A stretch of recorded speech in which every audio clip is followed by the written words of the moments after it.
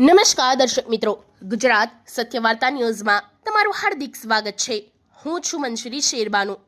SP infra પેઢીના સંચાલકો વિરુદ્ધ હરણી પોલીસ સ્ટેશનમાં નોંધાયેલ છેતરપિંડીના ગુનામાં હાઈકોર્ટ દ્વારા આગોતરા જામીન નામંજૂર કરવા બાબત ફરિયાદી દર્શિત કમલેશ શાહ દ્વારા તારીખ 4 ફેબ્રુઆરીના રોજ હરણી પોલીસ સ્ટેશન વડોદરા ખાતે એસપી ઇન્ફ્રા નામની પેઢી અને તેના સંચાલકો વિરુદ્ધ છેતરપિંડી, વિશ્વાસઘાત, ઠગાઈ, ગુનાહિત ધાકધમકી, ગુનાહિત કાવતરું અને Gujarat protection of interest of deposits act હેઠળ ફરિયાદ દાખલ કરવામાં આવેલ છે, જે અંગે પોલીસ દ્વારા એફઆઈઆર નોંધવામાં આવેલ છે। આરોપીઓના તરીકે સુરેશ પાનસુરિયા, મનીષ પાનસુરિયા, કિશોર પાનસુરિયા, પ્રવીણ પાનસુરિયા અને રવિ પાનસુરિયા તમામ વડોદરા એસપી ઇન્ફ્રાના સંચાલકો।